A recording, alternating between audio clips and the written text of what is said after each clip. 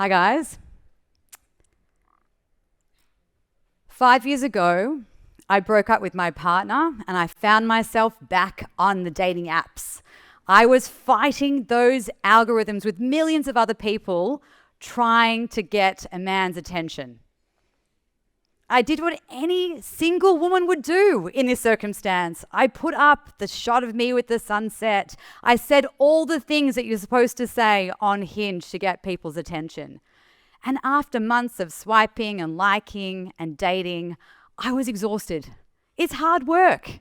And I was like, hang on, I'm still single. What's happening here? And I realized in trying to chase attention, it didn't work for me. I had to be authentic. And so I was like, okay, I'm just going to put up the pictures that make sense for me, write what I like, what I want to attract. And I took a step back. I got a few less likes, but also I didn't get any more fish pics, thank God. And the dates that I went on were better. And they were longer. They went beyond a first date. And I actually landed a COVID boyfriend. We didn't last, but that's a whole different story in itself. But the reason why I'm telling you about dating is I think there's a parallel between trying to find love and trying to get customers. Most businesses are trying to win customers' attention. They're building kind of vanilla products to be liked by everybody. They're chasing TikTok trends to try and be seen, and they're getting likes and clicks and maybe one-off purchases. But let's be honest, like after 1,000 first dates and hookups, we're tired. We don't want that. I don't know if I can speak for all of you in the room, but most of us, I think we want partnership, right? That's what we want. We want people who show up, love us for us, without us having to discount our worth. And that is what it is to be magnetic. And that's what I'm going to talk to you guys about today. How to stop chasing attention and how to attract loyal customers in. We got there with the dating thing. I'm glad you stuck along for that. Thank you. So I'm Hayley Rose. I am a growth strategist. I've been in the trenches for about 19 years with scale-ups and corporates like Accenture, Vogue, Versace, who else? A bunch of other ones, doesn't matter. Anyway, the point is I've seen different market trends and different trajectories of what does and doesn't work. And I'm seeing a shift that's happening today. And today I want to take you on a philosophy that I call magnetic growth, which I believe is this new wave of growth in the age of more. More algorithms, more dupes, more noise. I'm tired, all right? So let's get going. I don't have to talk to you about the speed of tech. I think everyone here has talked about AI. I think everyone in the room understands what's going on here.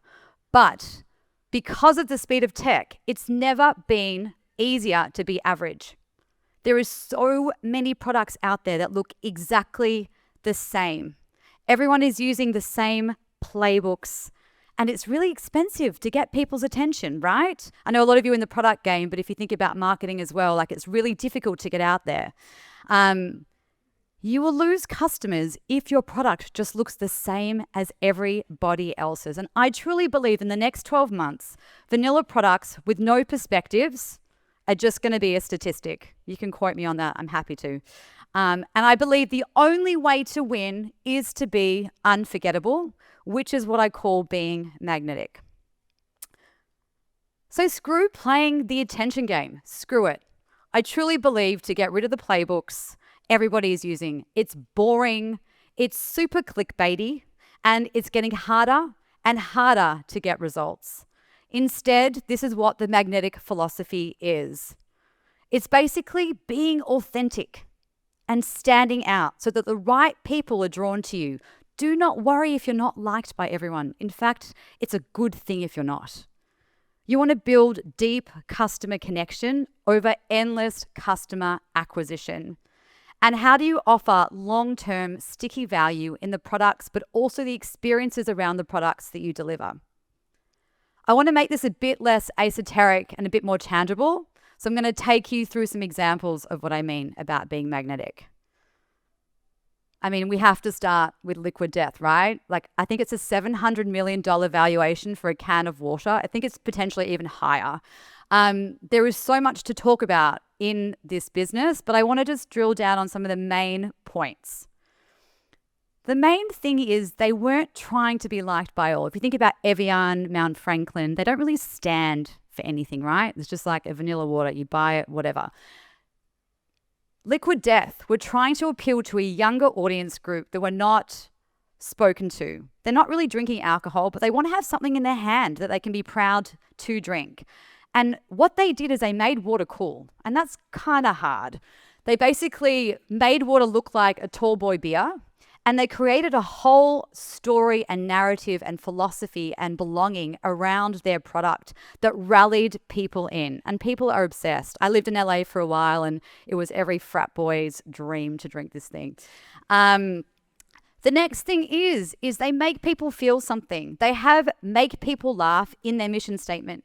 And everything that they do is about making people feel something. And they have these ridiculous ads, like a pregnant person drinking what looks like a keg of beer, but actually it's water, to get people's attention and to get people in and embedded into their philosophy.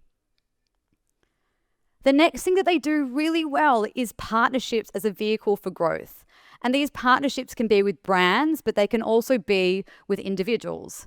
And a lot of people don't understand why they choose the people that they do, but it's all about counterculture. So anyone who represents counterculture, it can be across punk music, extreme sport, you name it. So it allows them to create content, but also to bring in new customers who have the shared philosophy around counterculture, rebellion, and edge. It's what is called, I always pronounce this wrong, von Restorff effect. Give me a second here. Really simple term, really confusing word. But basically, we are drawn to things that are weird and that stand out. It's human nature. And their whole strategy is based on that. They're not trying to be liked by everyone. You probably won't see a mum drinking Liquid Death unless she's an absolute rock star. Who has an Oura ring in the room? Hands up.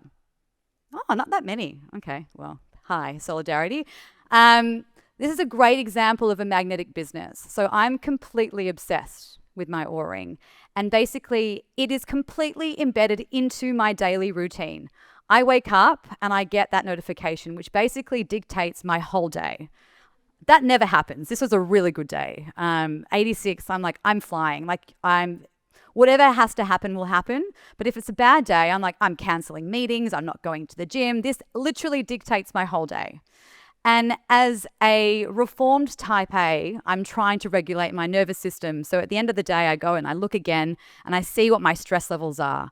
And I go, oh shit, okay, do I have to spend 4 hours in a nighttime routine to try and regulate? Or am I taking 5 melatonin just to knock myself out? What's happening here? It's like I've lost complete trust in what my body actually feels. I have to look at this app. But it's so entangled in my life that I'm even talking about it with my friends. We share screenshots about our readiness score. We talk about it at the dinner table, and it also brings new people in because they're like, what are you talking about? Do I need this? And I'm like, yes, you need an Oura ring. Everyone needs one. And because it has all my data, I'm not leaving. That's 2 years of valuable insights. I'm not starting again with somebody else. You know everything about me. The last one is Kick. So I worked with these guys really briefly about 2 years ago when they were looking at their new growth strategy, which I don't know if any of you know their story. These girls are models, incredibly amazing women. And their whole thing is they didn't love their body and they had anorexia and all this stuff. And essentially, they created Kick to help women feel better in their bodies. Everything in their app, nothing will have anything about bikini body challenge, how to lose weight in 10 days, before and after photos. They want women to feel confident in who they are and be able to move their bodies in a way that feels good. And this philosophy has rallied so many women around what they stand for. And they have these communities of run clubs and events, amongst a number of other things, that they bring people together with. And that's a really strong tie. It's more than just a fitness app. A lot of people join because of the community. And so if you boil down the components of these case studies, I see magnetic growth in 4 key components. There's actually 5. I forgot the 5th, so pardon me. But the first is stand for something, anything, be it counterculture, a philosophy, something which allows people to be drawn to you beyond just your product. The next is to stay focused on an audience. It's really easy when you grow to try and add more consumer groups in, but the more you add, firstly, it's expensive to actually do, it's difficult to manage, but also you dilute the essence of what you're building and the ability to create sticky experiences for one person. The next is to think beyond a product and think in terms of a ritual. How do you make your product a part of their life, like Aura is to me, and we're very close. The next is to think beyond funnels, right? So think about ecosystems, think about flywheels, anything which is the sum of the parts that makes your business unique, that nobody can copy. It can be the founder story, the data, the partnerships, the suite of products, all the touch points, all those things collectively makes you irreplaceable, and it makes it very difficult for people to come and steal your audience. And the 5th, which is not on here, is partnerships. Partnerships are such an overlooked strategy for growth, be it acquisition, but also enhancing your experience. If you're a product business, can you add in a service and vice versa? It's a really strong way to grow your business, especially when you're trying to do it without heaps and heaps of capital. So I'm going to ask you a question, like, what would you rather hear? Like, would you rather be constantly chasing down customers, trying to get their attention, all these one-night stands, going down a path of increasing cost per acquisitions, dilution of profit, and always looking behind your back and wondering what your competitors are doing? Or do you want to slow down? Figure out who you are. Try and go really deep with a customer who's going to love you for who you are and stick around. I mean, I would choose Paul Rudd personally any day over Harry Styles. Like, Harry Styles is great for a short time, but he's sticking around, all right? He's a good guy. So I want to now tell you what are 3 things that you can do, probably not today because you're here, but let's say tomorrow, to start thinking about being more magnetic. The first is what I call the magnetic North Star. It's an exercise that I do with clients of mine, and it's way more than like a brand strategy. It's essentially trying to distill down, because we change, right? So it's about taking stock of where you are now and what it is you want to actually be, who you want to serve, what do you want to stand for, what are your boundaries when it comes to growth, which is a really big thing. I'll get to it in a second. And I've given you like 5 provocations that you can ask yourself to start to think about what this looks like for you. The first is, if you only serve one type of customer and got really, really ruthless, who would that customer be? I'm not sure if can anyone here answer that? Hands up. Yeah, I mean, that's interesting. No one put their hand up. Okay. What life moment would people miss you in if you did not exist? This is a really strong question to figure out how easy it is for you to be replaced. Any cost reduction, any fancy content, if you're not part of someone's life, you can easily be replaced. The third is, why do people show up? Beyond just your product, why are people there? What are they rallying about? What do they care about? The fourth, and this is an interesting one, I don't know if everyone can answer this, but do you have a unique take on the world that not everybody would agree with or like? If you think back to Liquid Death, like, there's nothing wrong with being slightly controversial as long as it's a provocation that your customer agrees with. But stand for something. And the 5th is, what would you never do even if it made you money? Now, I work with customers all the time who are looking at all the different angles for growth. And there's heaps, and there's never one right way. Everyone always says, but what do we do? What's right?